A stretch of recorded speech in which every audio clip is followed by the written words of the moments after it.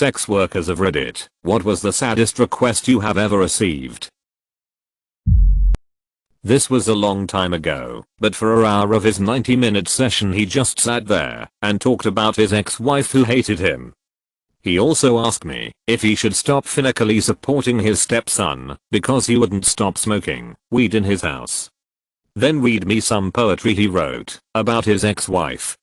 I never saw him again, but he emailed me more of his poetry afterwards.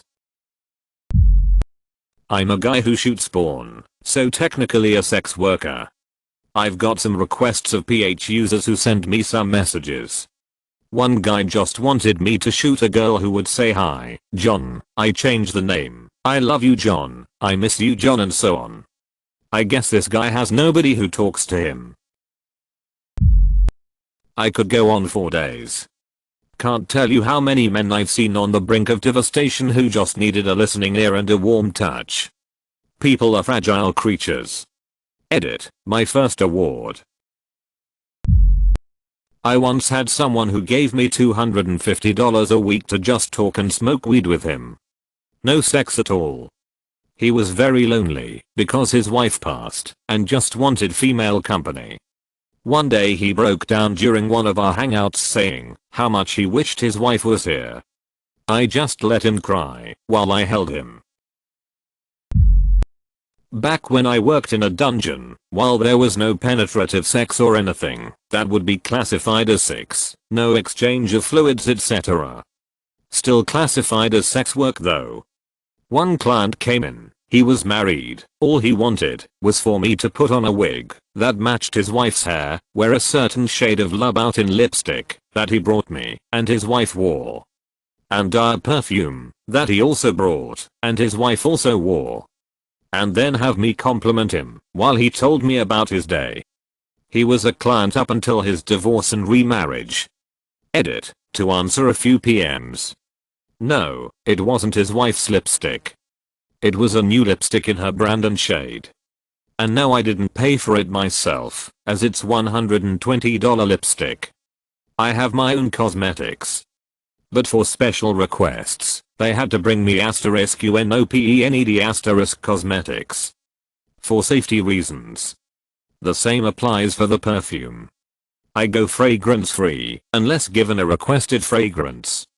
Same rules with the perfume, for safety reasons it has to be an unopened package. They can take the products back after a session, but the next session they would have to bring me a new unopened package, so most keep them for a future session. Probably not the saddest, but it's the most recent one. Guy gave me $300 every 2 weeks just to text him and treat him nicely. No physical contact, no nudes or sexting.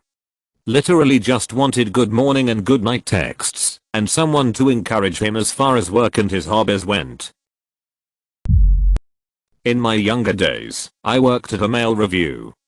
I had this woman of about 40 something who would come in fairly regularly. She asked me to a dinner date. I obliged her request, as she was quite attractive. About 5 minutes in, she started bawling, and when I asked what's the matter, she told me I was an exact replica of her son whom she lost to cancer. She proceeded to show me pictures, and tbh the resemblance was uncanny. We chatted over the years since, but in 2018 she passed of cancer.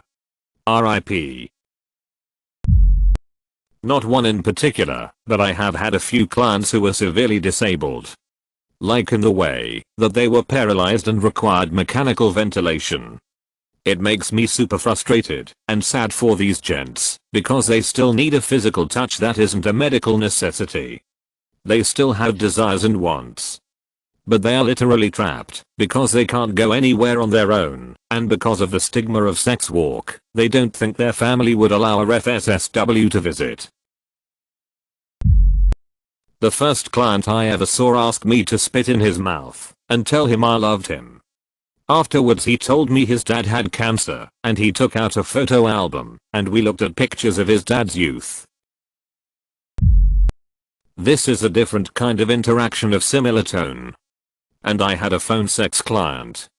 It became clear after a few calls that I think his only interactions were online and involved giving money for attention back I don't know if he had the means to keep this up or not.